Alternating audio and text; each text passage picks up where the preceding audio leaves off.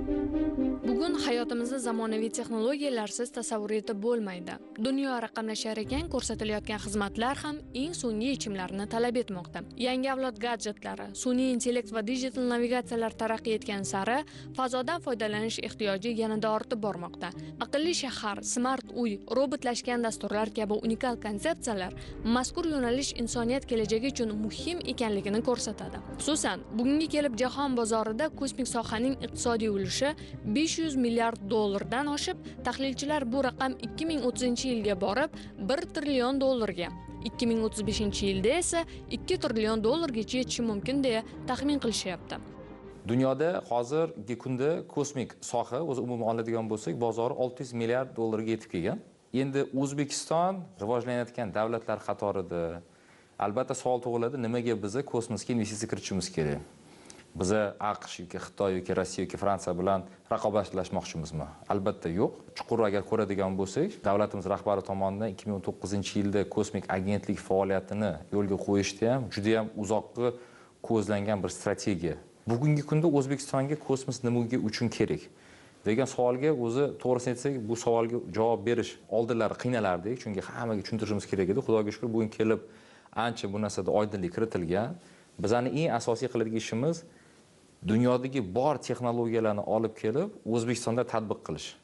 Tatbiq qilish orqali bizning asosiy maqsadimiz sohalar, iqtisodiyot sohalarida raqamlashtirish darajasi, proseslarni optimizatsiyalash, byudjet mablag'larini to'g'ri ishlatish va oxirida natijada yaxshiroq natijalarga erishish uchun biz o'zimizning texnologiyalarni tatbiq qilamiz.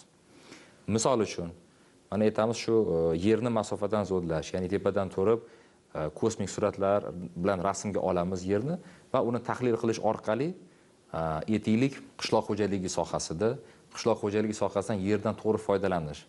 Fermerlarimizga ekin davrida ularga o'z vaqtida barvaqt signalni beramiz. Suv kamayib qoldi, suv berishimiz kerak yoki azot, kaliy va boshqa qanaqadir kimyoviy moddalarning kamayishi bor yoki ortib ketishi bor. Mana shu narsalarga vaqtida reaksiya qilishda kosmosning o'rni beqiyos. Bu orqali bizda dunyoning tajribasi bor. Qishloq xo'jaligi sohasida aytaylik 20-25% ga xarajatlarni kamaytirish, 30% gacha hosilni oshirish va boshqa ko'rsatkichlarga erishishimiz mumkin. Sodda qilib aytganda, bizani stolimizdagi nonni narxi bilan kosmosdagi bog'liqlik to'g'ridan to'g'ri bir-biriga bog'liq bo'lgan joyi bor.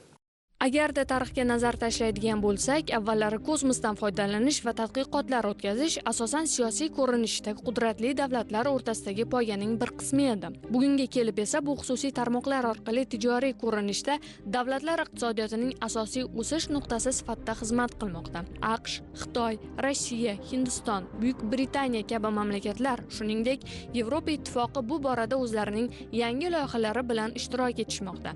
Hattoki aloqa va internet uchun sun'iy yo'ldoshlar uchirish, kosmos va sayyoralarni o'rganish, kosmik turizmni yo'lga qo'yish borasida ham xususiy tarmoqdagi kompaniyalar juda faol ishlarni olib bormoqda. Mana masalan, ayni vaqtda Yer orbitasida taxminan 13 mingga yaqin sun'iy yo'ldoshlar mavjud bo'lsa, shulardan 5 mingdan ortig'i tijoriy kosmik kompaniyalarning hissasiga to'g'ri keladi. Hozirgi kunda O'zbek kosmos agentligi davlat kosmik monitoringi doirasida bir qancha yo'nalishlarda ijtimoiy-iqtisodiy sohalarda davlat kosmik monitoringini amalga oshirib kelyapti. Bu sohalarimiz ekologiya, geologiya, kadastr, suv xo'jaligi, qishloq xo'jaligi kabi yo'nalishlar hisoblanadi. Har bir ma'lumotlar yerni masofadan zonlash ma'lumotlari asosida amalga oshiriladi. Bu monitoring ishlari olib boriladigan hududlarga kosmik suratlar sotib olinib, shu kosmik suratlar qayta ishlash orqali tegishli sohalarga ma'lumotlar taqdim etiladi. Asosiy sohalarimizda shu birlamchi ma'lumotlarni tegishli vazirlik va idoralardan olgandan keyin shu hududlarda bo'lgan o'zgarishlar, noqonuniy bino inshootlar, noqonuniy qazish ishlari haqida ma'lumotlar taqdim etiladi. Qolaversa, masalan, ekologiya sohasiga yo'nalishni oladigan bo'lsak, noqonuniy chiqindi poligonlarining paydo bo'lish holatlari, belgilangan chegaralardan chiqish holatlari haqida ham ma'lumotlar taqdim etiladi. Davlat kosmik monitoringi asosida yerni masofadan zonlash ma'lumotlari yotadi. Bu bizga qisqa vaqtlar ichida katta hududlarni qamrab olish imkoniyatini taqdim etadi. Oldinlari masalan har bir inspektor chiqib o'rganishiga imkoniyati yetarli bo'lmasligi mumkin va inson resurslariga bog'liq holatlar mavjud bo'lgan, har xil noqonuniy holatlarni aniqlash.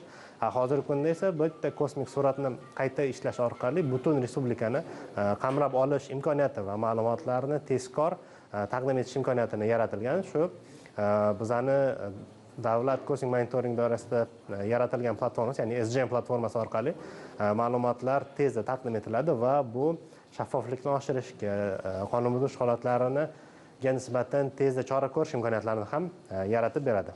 Bundan bir necha yil oldin O'zbekistonda kosmos sohasining rivojlanish bosqichi qay darajada bo'lganini eslaylik. U hali mustaqil shakllanmagandi. 2019-yilgacha sohaning ilmiy nazariyasi bor, biroq amaliy hamda siyosiy tashkiliy jihatdan hech qanday bazaga asoslanmagan edi.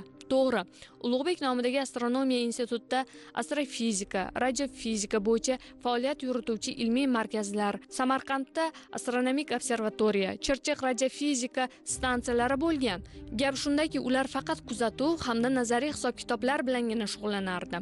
Biroq amalda sun'iy yo'ldosh yoki uchirish bilan bog'liq faoliyat yo'lga qo'yilmagandi.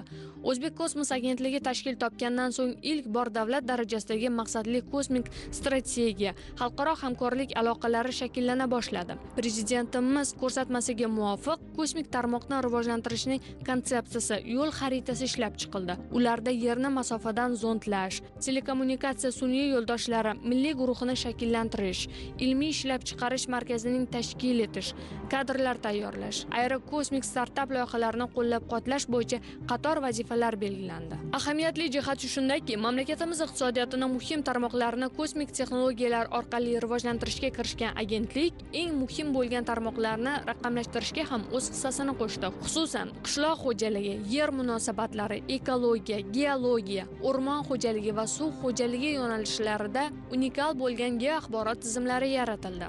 Albatta, kosmik tadqiqotlar yo'nalishida muvaffaqiyatga erishishning eng muhim omillaridan biri bu xalqaro hamkorlikni muvofiqlashtirish hisoblanadi.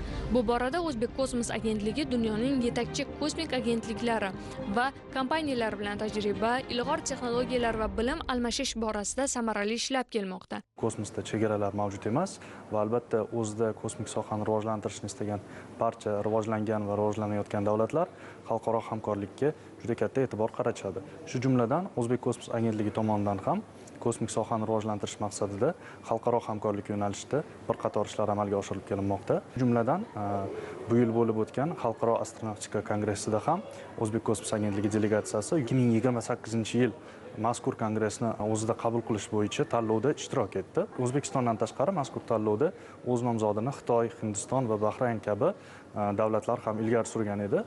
Shunga qaramasdan mazkur raqobatda O'zbek kosmos agentligi Samarqand shahrida o'tkazish bo'yicha ilgari surdi va mazkur tanlovda g'olib bo'ldi. Shu bilan birga endi 2028-yilda mazkur yirik kongress Samarqand shahrida o'tkazilishi tasdiqlandi va hozirgi kunda tayyorgarlik ishlari boshlab yuborildi.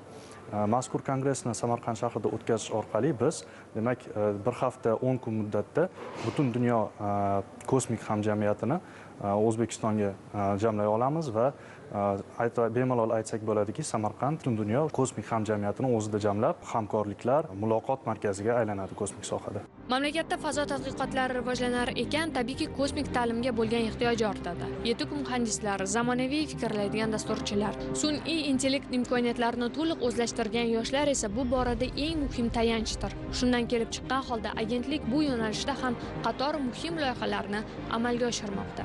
O'zkosmos agentligi birinchi o'rinda 2019-yilda tashkil topgandan so'ng bizda kadrlar yetishmovchiligi bo'lgan. Shuning uchun biz bitiruvchi yoshlar bilan ishlashga, ularni O'zkosmos agentligi olib borayotgan loyihalarga jalb qilish bilan shug'ullanganmiz. Hozirgi kunga kelib O'zkosmos agentligi 20 dan ortiq universitetlar bilan hamkorlikni yo'lga qo'ygan va ular bilan yoshlarimizni sohaga qiziqtirish bo'yicha loyihalar olib borilmoqda. Bularga misol qilib aytishimiz mumkin Kansat loyihasi, ya'ni yoshlarimizni o'z qo'llari bilan sun'iy yo'ldosh prototiplarini yig'ishmoqda.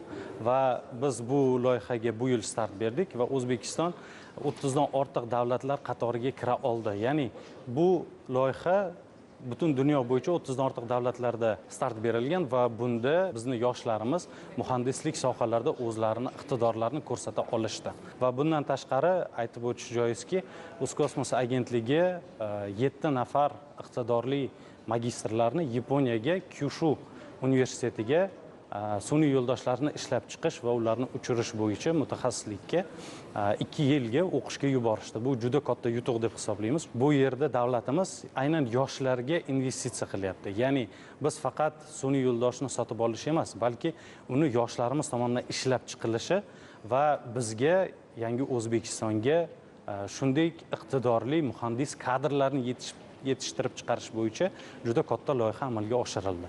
O'zbekistonda kosmik texnologiyalar rivojlanishi barcha sohalarning zamonaviylashuviga xizmat qilmoqda. O'zbek kosmos amalga oshirgan loyihalar orqali mamlakat infratuzilmasi, monitoring tizimlari va yoshlar ta'limi yangi bosqichga ko'tarilmoqda. Eng muhimi, O'zbekiston global kosmik maydonda o'z o'rni bilan kirib kelayotgan davlatlar sifatida namoyon bo'lmoqda.